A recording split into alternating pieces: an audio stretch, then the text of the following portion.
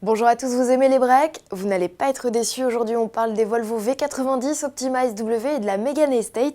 Avance la place à un SUV, le Peugeot 2008 restylé.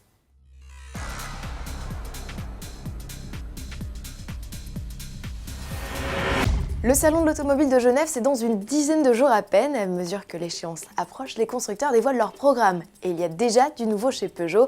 Aux côtés du Traveler, son nouvel utilitaire développé conjointement avec Citroën et Toyota, le constructeur dévoile un nouveau 2008. La nouveauté se résume toutefois pour le SUV citadin à l'adoption d'une calandre plus verticale et imposante qui accueille désormais le logo en son centre. Autre particularité, le nom du modèle dorénavant placé à gauche du haillon ou encore ses masques noirs autour des optiques. Dans l'habitacle, on note l'apparition de la fonction Mirror Screen permettant de dupliquer le contenu de son smartphone sur l'écran tactile de 7 pouces, de la caméra de recul et du freinage automatique d'urgence en ville. Côté finition, la gamme est désormais coiffée d'une version sportive, GT Line, signe distinctif, ses jantes de 17 pouces, ses canules d'échappement et ses barres de toit noires, ses sièges à surpiqueur rouge et son pédalier alu. Sous le capot, pas de changement avec toujours 6 motorisations essence et diesel de 75 à 130 chevaux. Notons juste l'arrivée sur le 1.6 litre HDI de 100 chevaux d'une boîte pilotée à 6 rapports. Les tarifs du SUV citadin devraient être sensiblement les mêmes, à confirmer dès le 1er mars. Et à quelques pas du stand Peugeot, celui de Volvo. Quoi de neuf pour le constructeur suédois? La présentation au public européen du XC90 Excellence, luxueux SUV 4 places découvert en avril 2015, et du nouveau fleuron de la gamme, la S90, dévoilée elle en janvier dernier.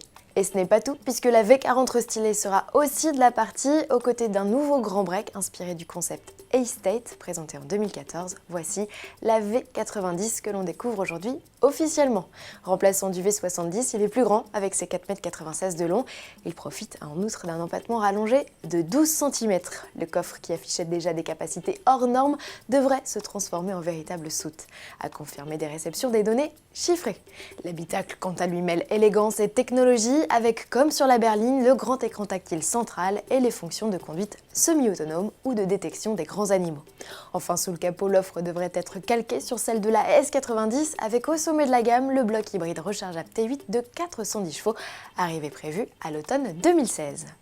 Chose promise, chose due, l'Optima gagne une nouvelle déclinaison, un break. Le succès rencontré par le concept Sport Space, présenté il y a un an, jour pour jour, a convaincu Kia de passer le stade de la série. De taille comparable à la berline, avec ses 4,86 m de long, elle profite toutefois d'un volume de coffre plus important, plus 48 litres. Avec ses 553 litres banquette en place, elle surclasse pas mal de ses concurrentes, comme la Peugeot 508 SW par exemple, mais ne parvient pas à rivaliser avec l'Octavia Combi ou la Passat.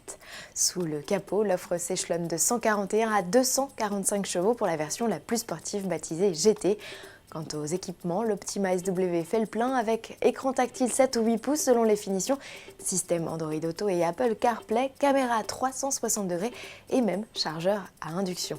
Le rayon des aides à la conduite comprend lui régulateur adaptatif, système de détection des angles morts ou de lecture des panneaux. Commercialisation prévue fin 2016. Allez, une dernière nouveauté pour la route. Pour finir, c'est la Mégane Break qui vient de s'afficher pour la toute première fois sur la page Facebook de Renault.